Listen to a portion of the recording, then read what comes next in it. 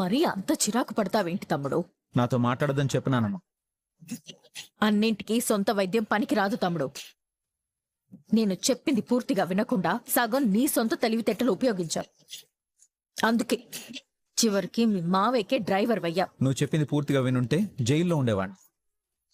మా మావయ్య నా మీద జాలితో తాతయ్యతో మాట్లాడి నా మీద కేసు లేకుండా చేశాడు. జరిగిందేదో జరిగిపోయిందిరా, వదిలేయ్. మీకే, మీరంతా బానే ఉన్నారు. నన్నే మా ఆవిడ వదిలేసింది. నువ్వు మీ ఆవిడ్ని వదిలేయ్. ఇదేం దిక్కుమాలిన సలహానే? వీడి పెళ్ళాం వీడిని వద్దనుకున్నప్పుడు వీడు మాత్రం ఎందుకు కావాలనుకోవడం? నీలా మనుషుల్ని మోసం చేసి ఏమీ తెలియనట్టు ఉండలేను. నీ వల్లే నేను నా భార్యకి దూరం అయ్యాను. ప్రపంచమంతా ఎటో పరిగెడుతుంటే వీడేంటి గ్రాని పెళ్ళాం పెళ్ళాం అని ఏడుస్తాడు. వాడికి పెళ్ళయింది కాబట్టి పెళ్ళామని ఏడుస్తున్నాడు.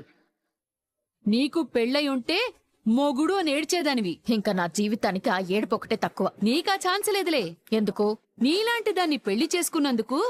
ఎందుకు చేసుకున్నాన్రా భగవంతుడా అని వాడేడుస్తాడు. నా జాతకం నువ్వే చెప్పాల్సిన అవసరం లేదులే. నీ దెబ్బకి మా అందరి జాతకాలు మారుతున్నాయి కదా. నువ్వు లోపలికెళ్ళుగ్రాని. అల్లుడితో కబుర్లు చెప్పనా? దాసు బాబాయ్ కనిపించాడని కాశీ చెప్పాడు. ఏమైనా అడిగావా? ఊరికే లొడలొడ వాగుతున్నావు. నన్నేం అడుగుతారు? బాబాయ్ కనిపించాడన్నావు కదా, ఏమన్నాడు? ఏమంటే నీకెందుకు?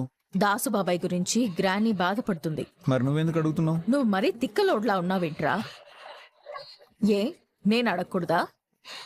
మీరు తప్పులు చేస్తారు, సరిదిద్దుకుంటారు. నాకు తెలియకుండా ఏదైనా చిన్న తప్పు జరిగితే సరిదిద్దుకునే అవకాశం నాకివ్వరా? చిన్న తప్ప? నువ్వు చేసిన దానికి ఇక్కడ జీవితాలు నాశనం అయిపోతున్నాయి. నీ ప్లేస్ లో నేనుంటే నన్ను చీకొట్టిన స్వప్నని వదిలేసి వేరే దాన్ని పెళ్లి చేసుకునేదాన్ని. నీకు ప్రేమ విలువ తెలియదు కాబట్టే మనుషుల్ని తేలిగ్గా వదులుకోగలవు. నేనెవరిని వదులుకున్నాన్రా? పక్కనుంటే పట్టుకున్నట్టు కాదు, దూరంగా ఉంటే వదిలేసినట్టు కాదు. అసలు ఏం మాట్లాడుతున్నాడు వీడు గ్రాని? నీ ఖాతాలో బలైపోయిన క్యాండిడేట్ లిస్టులలో వాడు ఒకడు. ఏం చేస్తాం? నువ్వెంత సింపతి కార్డ్ చూపించాల్సిన అవసరం లేదు.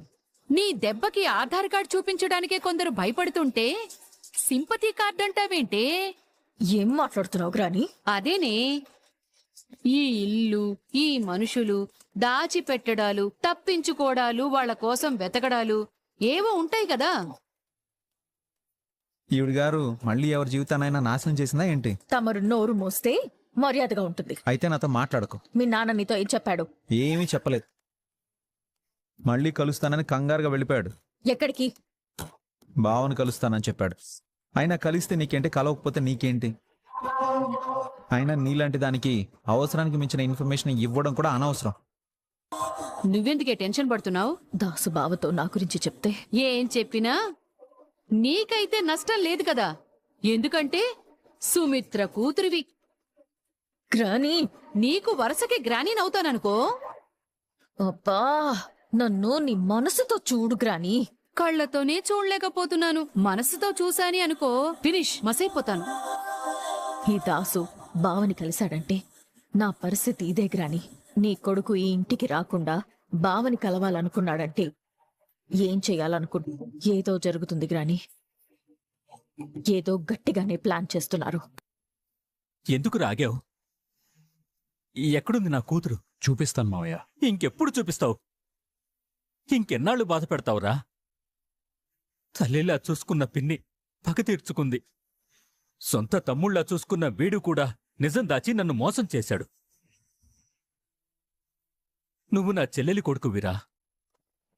నువ్వైనా నన్ను మోసం చేయవనుకున్నాను.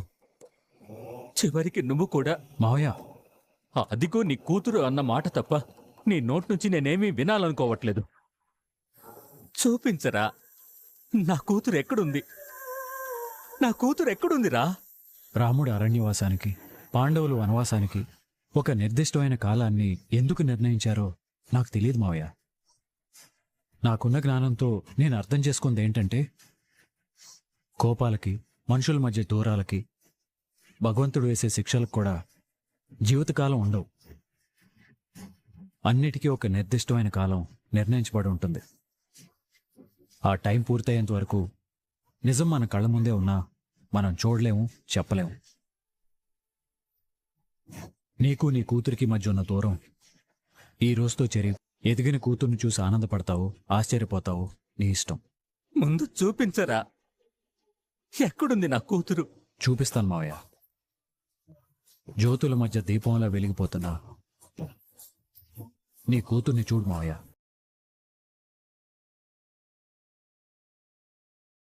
దీపే నీ కూతురు మావయ్య. మా వదిన దగ్గర నుంచి మా అమ్మ దూరం చేసిన బిడ్డ దీపే అన్నయ్య.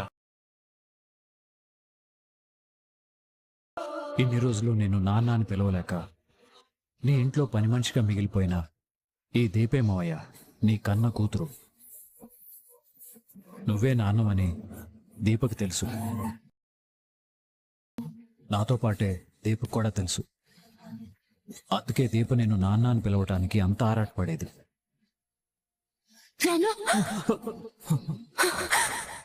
కుర్చీ సరిగా లేదా నాన్న? అలాగే పిలువమ్మా. దీపక్ మీరంటే ప్రాణం మావయ్య.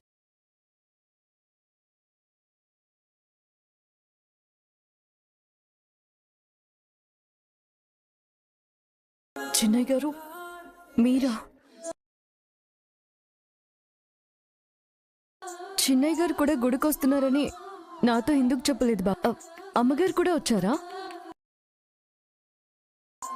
ఎవరు మాట్లాడడం లేదేంటి? కన్నీళ్ళేంటి చిన్నయ్య గారు? కళ్ళలో ఏమైనా పడిందా?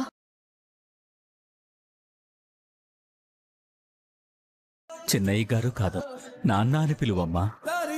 అలా పిలవమనడం మీ అభిమానం, కానీ కోరుకున్న ప్రతిసారి అలా పిలిచే అధికారం నాకుండదు కదా చిన్నయ్య గారు. కన్న తండ్రి మీద కన్న కూతురి కంటే అధికారం ఎవరికుంటుంది? నిజం చెప్పేశాను దీప.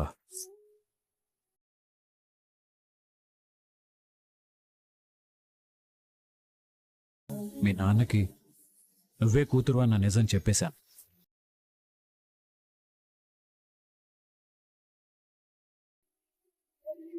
ఇక నాన్న అన్న పిలుపుని నువ్వు గొంతులో దాచుకోని అవసరం లేదు.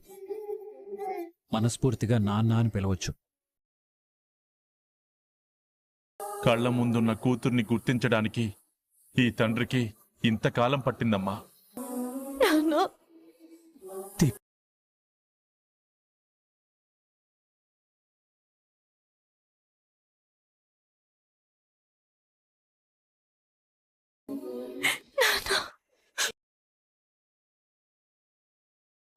పైకి లేమ్మా.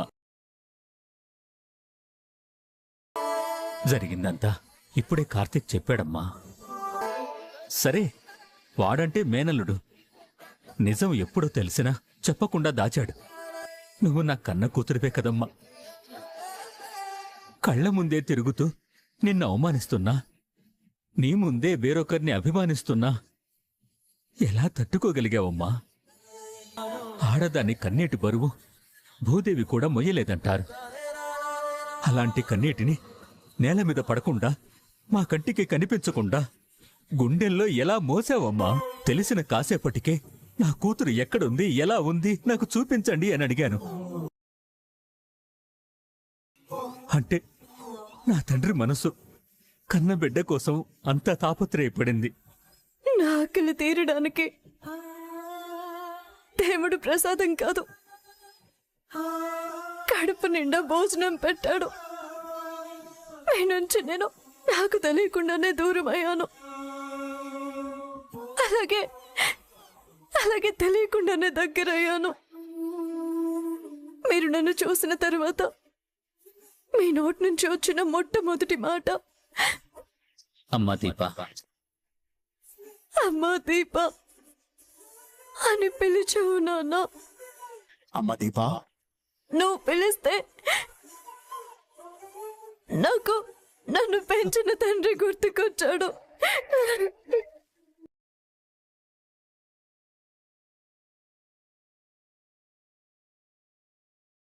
కానీ ఆ క్షణం నాకు తెలీదు నన్ను పిలిచేది నా కన్న తండ్రి అని.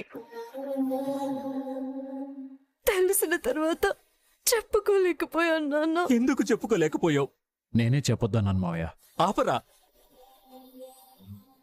నువ్విలా మాట్లాడుతుంటే నాకు నీ మీద అసహ్యం వేస్తుంది. ఈ నిజాలన్నీ ఎవరు దాయమన్నారు? ఎందుకు నాతో దీపని చెప్పనివ్వలేదు? దీపని శౌర్యని చంపాలనుకుంది జోస్నే మావయ్య. దీపే శివనారాయణ గారి అసలైన మనవరాలని తెలిసిన దగ్గర నుంచి దీపని ఆ ఇంటికి ఏ రకంగా దూరం చేయాలని చూస్తుంది. నువ్వే చెప్పావు కదా, జోస్నకి, దాసుకి, దీపకి ఈ ముగ్గురికి ఏదో సంబంధం ఉంది అని. అది ఇదే. కానీ దీపే అసలైన వారసురాలని దాసమామయ్యకి, నాకు, జోస్నకి తప్ప ఇంకెవరికీ తెలీదు. పారుకి తెలిస్తే ఎక్కడ నోరు జారి నిజాన్ని బయటపడుతుందో అని జోస్న దాసమామయ్యని చెప్పనివ్వలేదు. హాస్పిటల్లో పిల్లలు మార్చింది ఒకప్పుడు మన ఇంట్లో పనిచేసిన సైదులు. వాడితోనే నిజం అంతమైపోవాలని పారు వాడిని చంపించింది. తన మనవరాలి స్థానం ఆ ఇంట్లో స్థిరంగా ఉండడానికి పారు ఎలాంటి పాపం చేయడానికైనా సిద్ధంగా ఉండేది. ఇప్పుడు ఆ పని జోస్న చేస్తుంది. నేను దీపని పెళ్లి చేసుకున్న తర్వాత మీరంతా నాతో మాట్లాడటం మానేశారు. కానీ మీరంతా ప్రమాదంలో ఉన్నారని మాకు తెలుసు. మిమ్మల్ని ఎలా కాపాడుకోవాలో అర్థం కాలేదు. కానీ అదే టైంలో దీపకి ఆపరేషన్ చేయాల్సి రావటం, నా దగ్గర డబ్బు లేకపోవటం, జోస్న నాతో అగ్రిమెంట్ మీద సంతకం పెడితేనే డబ్బులు ఇస్తాను అని చెప్పింది. దీప బ్రతకాలి అంటే నువ్వు పని చేయాలి. ఎంటీ పేపర్స్ మీద సంతకం పెట్టాలంటే ఏంటి అర్థం? ఆ అద్దాలు నేను తర్వాత రాసుకుంటాను. అప్పుడు దొరికింది మాకు అవకాశం మళ్ళీ మీ ఇంట్లో అడుగు పెట్టడానికి. మీకు ఇష్టం లేకపోయినా మీ ఇంటికి వచ్చాం. మీతో తిట్లు తిన్నాం, అవమానాలు పడ్డాం. అయినా సరే రాత్రి పగలు మీ ఇంటి చుట్టూ తిరుగుతూ మీకు కాపలాగా ఉన్నాం. అత్తకి జోస్న తన హెల్త్ గురించి ఎందుకు నిజం చెప్పాలనుకుందో, టాబ్లెట్స్ ఎందుకు డస్ట్బిన్లో వేయాలనుకుందో ఈ పాటికే నీకు అర్థమై ఉండాలి. నీకు ఒక హెల్త్ ప్రాబ్లం ఉంది మమ్మీ. నీకు బ్లడ్ క్యాన్సర్ మమ్మీ. అత్తేమో జోస్నని దేవతలా చూస్తుంది. వీటిని దాటి నిజం చెప్పాలనుకున్నా నిజం తెలిస్తే అత్త ఏమవుతుందోనన్న భయం మాకిప్పటికీ ఉంది. మరింతకు ముందు చెప్పొచ్చు కదా అనొచ్చు. కానీ ఎప్పటికప్పుడు ఏదో ఒక సమస్య వస్తూనే ఉంది మావయ్య. నిజం చెప్పనివ్వకుండా అడ్డుపడుతూనే ఉంది. ఓసారి ఇంటి సమస్య, మరోసారి ఆస్తి సమస్య. ఇవన్నీ చక్కబెట్టిన తర్వాత చెప్పొచ్చు అనుకుంటూనే ఇంతకాలం గడిచిపోయింది. దీప ప్రెగ్నెంట్ అని తెలియగానే దీపకు పుట్టబోయే బిడ్డకు కూడా ఆస్తి మీద హక్కు ఉంటుందని కాలు అడ్డుపెట్టి దీపని పడగొట్టిపోయింది. సుమిత్రత పట్టుకుంది. దీపా!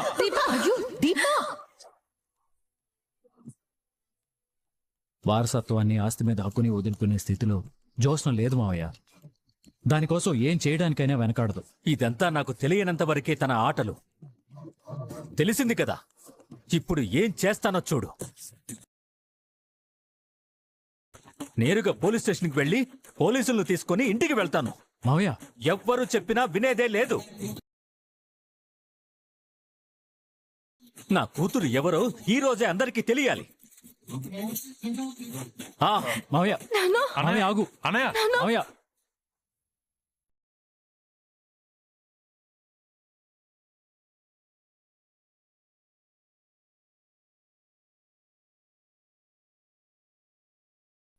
రేపు నేను చెయ్యాల్సిన ఒక ముఖ్యమైన పని ఉంది. ఆ పనిని నేను చేస్తే నాకు కొంత రిలీఫ్ దొరుకుతుంది. మళ్ళీ కలుస్తానని కంగారుగా వెళ్ళిపోయాడు. బావను కలుస్తానని చెప్పాడు. ఎక్కడ ఏం జరుగుతుందో ఏం అర్థం కావట్లేదు. దాసు బావని దీపని కలిసి నిజం చెప్తే ఏం చెప్తాడు? అది జరగకూడదు అంటే నేను అత్త ఇంటికి వెళ్ళాలి. నేను ఎదురుగా ఉంటే దాసు నిజం చెప్పడు. అసలు దాసునే ఆ ఇంటికి వెళ్ళనివ్వకుండా దారిలో ఏదొకటి చేస్తే ఎస్, ఇది కరెక్ట్. లేదంటే క్షణానికి ఒకసారి భయపడి నేనెందుకు బీపీ తెచ్చుకోవాలి?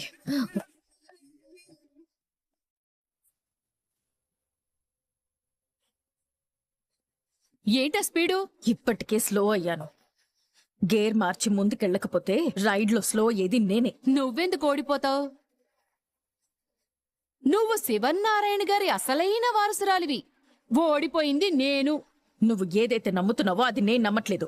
అది నిజమని నమ్మితే నేనెక్కడ నా కొడుకు విషయంలో నీ మీద పగ సాధిస్తానోనని భయపడి హ, నువ్వు నా దగ్గర కూడా నటించటం మొదలుపెట్టావే. గ్రాని, ఇప్పటి వరకు ఆట మనం మొదలు పెట్టేవాళ్ళం. దాంట్లో ఎవరెవరో వచ్చేవారు. కానీ ఈసారి మనకి తెలియకుండానే మనం వేరొకరి ఆటలోకి వెళ్ళిపోయాం. ఈ ఆట ఎవరు మొదలుపెట్టారు? ఖచ్చితంగా చెప్పలేను, కానీ 99.9% బావే అయ్యుండొచ్చు. ఆట కార్తీక్ మొదలుపెట్టుంటే ఈ పాటికి నీకు మంగళహారతులిచ్చే కార్యక్రమం మొదలై ఉండేది. ఎక్కడికి సాగనంపడానికి?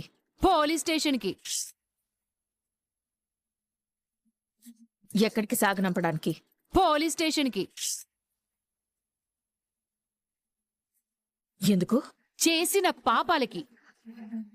గ్రాని, నేను నీ సొంత మనవరాల్ని. నువ్వు నా సొంత మనవరాలివి కాదు అని ప్రూవ్ చేయడానికి నా దగ్గర డాక్టర్ హారిక ఇచ్చిన రిపోర్ట్స్ ఉన్నాయి. కానీ నువ్వే దాసు కూతురు అని ప్రూవ్ చేయడానికి నీ దగ్గరున్న ఆధారాలేంటి? కావాలంటే నువ్వు నన్ను DNA టెస్ట్ చేయించుకో. ఏ టెస్ట్లు అవసరం లేదు. కానీ టైం దగ్గర పడింది. దేనికి? టైం దగ్గర పడింది అనే దానికంటే పాపం పండింది అంటే బెటర్ ఏమో. ఎవరిది? నీదే. బెదిరిస్తున్నావా? ఆ పని నువ్వు చేయాలనుకున్నావు. కాని నా కొడుకు తెలివిగా తప్పించుకుని పారిపోయాడు. మా నాన్న ఇప్పుడు ఎక్కడున్నాడో నీకు తెలుసా? అబ్బబ్బబ్బబ్బబ్బబ్బబ్బబ్బా. ఏం యాక్టింగే. ఇన్ని రోజులు వాడే మీ నాన్నని నీ కొడుకు దాసు అంటూ పిలిచేదానివి.